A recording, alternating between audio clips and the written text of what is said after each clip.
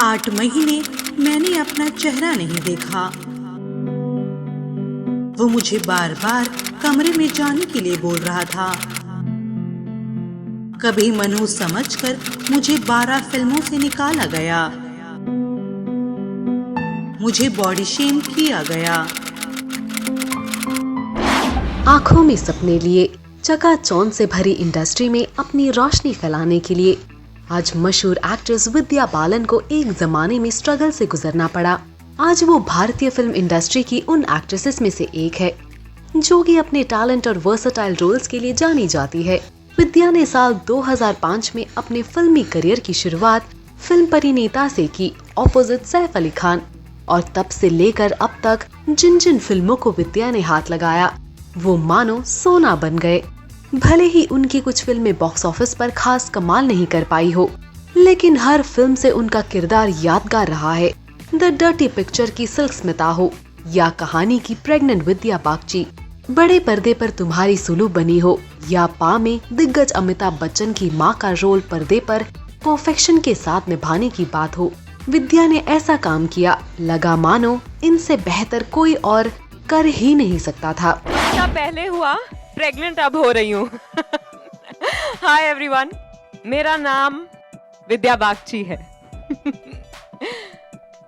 मैं 6 महीने प्रेग्नेंट हूँ और मैं लंदन से आई हूँ अपने मिसिंग हस्बैंड अर्नब बागची को ढूंढने। मुझे मदद करेंगे ना उन्हें ढूंढने में? लेकिन इंडस्ट्री में पांव जमाने से पहले उनको खूब पापड़ बेलने पड़े। सुनते हैं उनकी संघर्ष की कहानी, स्ट्रगल स्टोरी। इंटरनेट पर कुछ आर्टिकल्स मिले, उनमें से पिंक विला से बातचीत में विद्या बालन ने कहा कि मैंने एक मलयालम फिल्म साइन की थी, लेकिन बिना किसी बात के मुझे फिल्म से निकाल दिया गया। मेरे माता पिता मेरे साथ उस निर्माता के पास गए। तभी निर्माता ने फिल्म के कुछ सीन दिखाए और कहा कि आप देखकर बताएं क्या ये लगती है हीरोइन किसी एंगल से।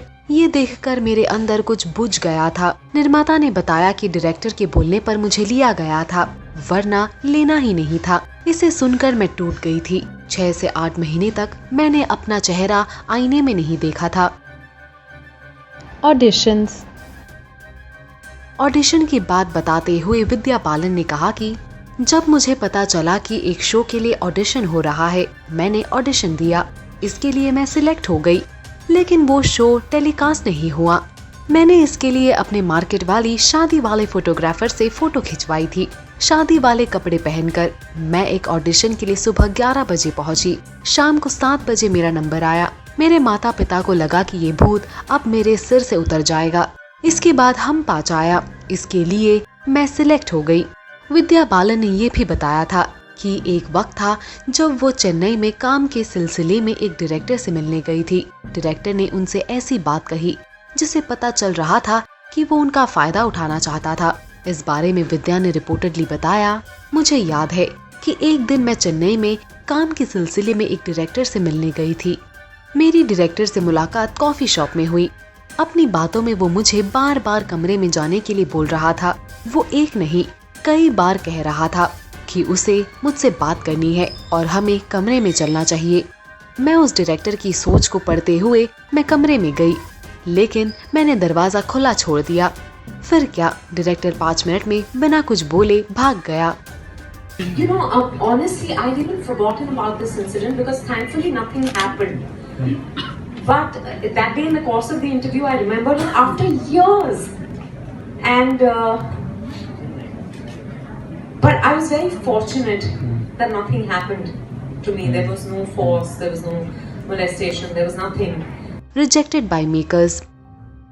साल 2019 में विद्या बालन एक इवेंट पर पहुंची थी और यहाँ मीडिया और मौजूदा ऑडियंस से बातचीत के दौरान उन्होंने रिवील किया कि एक समय था जब उन्हें मेकर्स ने 12 फिल्म से निकाल दिया था। So how did you survive that and like nothing happened and you were in Hindi films after that and it's a long period. Yeah, so you know, I did Hum Panch in 1996 and I started work on Parinita in 2004. That's 8 years. In between which I graduated from St. Xavier's. I did my BA and then went on to do my MA at Kalina University. because I said और कुछ नहीं तो पढ़ाई तो कहीं कुछ job तो मिल जाएगा. Because my parents had said graduation is like. Can I turn a little because I feel I'm turning my back towards them. Oh, they're all like, okay, my. They're all Vijay Dinanath Chauhan for 5 minutes now. So I just I kept studying, but South में मैंने एक Malayalam film की. I think शायद काफी लोग जानते भी होंगे अगर कहीं पढ़ा हो तो. I did a Malayalam film with the Mohanlal and a director who's very well established, Kamal. They've done 8 films together. सारे के सारे हिट थे. 8 फिल्म बहुत अच्छी चली थी. तो 9वीं फिल्म में मैं थी और फिर उनके बीच कुछ पंगा हो गया तो उन्होंने कहा अच्छा क्या हो सकता है जिसकी वजह से फिल्म बंद पड़ गई. So they blamed it on me. They called me jinx. Yeah. And हुआ ये कि I had been word of mouth काफी अच्छी थी मेरे ख्याल से after my first schedule on film. तो तकरीबन 12 फिल्मों के लिए मैं कंफर्म की गई थी. In 2000 no one used to sign contracts, at least not in the South. I don't know if the situation has changed now, but तो 12 की 12 फिल्मों से मैं धीरे धीरे फिर निकाली गई. बिकॉज सबको लगने लगा कि अच्छा अगर ये पेयरिंग के बीच कुछ हो गया तो फिर शायद इस लड़की को छूना नहीं चाहिए. So I slowly started getting news that I was being replaced in film after film, and it was heartbreaking. Tamil में film करने गई. One turned out to be a sex comedy, and I was extremely uncomfortable. मुझे ऐसा बताया नहीं गया था. कान बंद कर लो बच्चे. But so I opted out of the film. Then I was doing another Tamil film, and I got thrown out of that also. And I think because by then this thing that I was jinx had begun to play on my mind. I felt कि अच्छा nothing's going to work for me. For 3 years, you won't believe it. तब तक advertising में ऐसा था कि मैं किसी video test के लिए गई तो लोग कहते थे यार ये आ गई अब इसको ही मिलना है. It had just become a thing, I'd done so much advertising work. पर उस 3 साल के दौरान I got replaced even in ad films. Like I would get confirmed for an ad film and then at the last minute I'd get told, no, either something or the other, the client wants someone else or the budget is not working out. I think because, this fear, I really believe that fear is a self-fulfilling prophecy.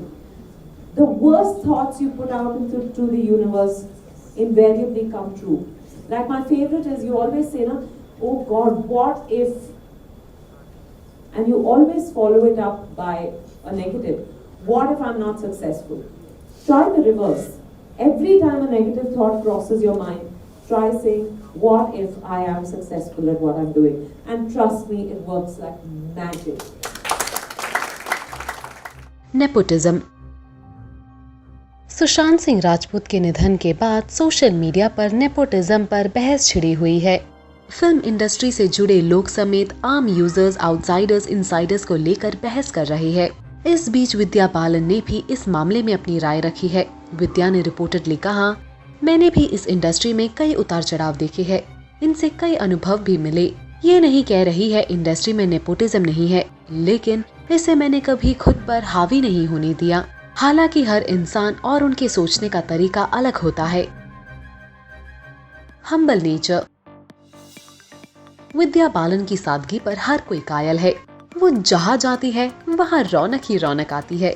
Celebs ही नहीं बल्कि fans इनके इसी अंदाज पर फिदा है. Internet पर हमें एक आर्टिकल मिला जहाँ विद्या बालन ने एक पत्रकार के न्यूज़पेपर के लिए मुफ्त में फोटोशूट किया था.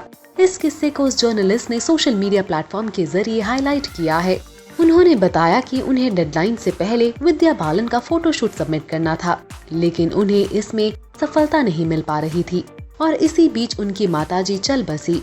मां के निधन और अधूरे प्रोजेक्ट की बात जब विद्या बालन को पता चली तो फौरन कुछ ही घंटों में उनकी टीम ने जर्नलिस्ट से संपर्क करके डिटेल्स लिए और चंद घंटों में विद्या ने फोटोशूट खत्म कर एक काइंड जेस्चर के नाते बिना कोई फीस लिए इस जर्नलिस्ट को तोहफा दिया.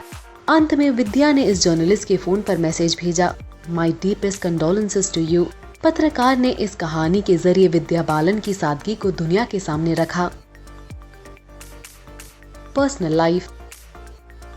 विद्या ने 2012 में इंडस्ट्री के टॉप प्रोड्यूसर्स में से एक सिद्धार्थ रॉय कपूर से शादी की थी।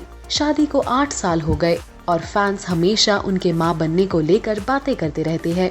इस पर विद्या ने रिपोर्टेडली एक मजेदार जवाब दिया। विद्या ने कहा कि मैं 40 के करीब पहुंच रही हूँ, लेकिन मैं 20 साल वाली लड़की की तरह जीना चाहती हूँ। मेरे पास अभी मां बनने के लिए वक्त नहीं है। मेरी फिल्में ही मेरे बच्चे हैं। विद्या ने एक इंटरव्यू में कहा था कि एक एक्टर के अंदर एक्टिंग की कुछ क्वालिटी नेचुरल होती है। यही वजह है कि आज विद्या उन एक्ट्रेसेस में से एक है जो अपने कंधे पर फिल्म को सुपरहिट बनाने की क्षमता रखती है।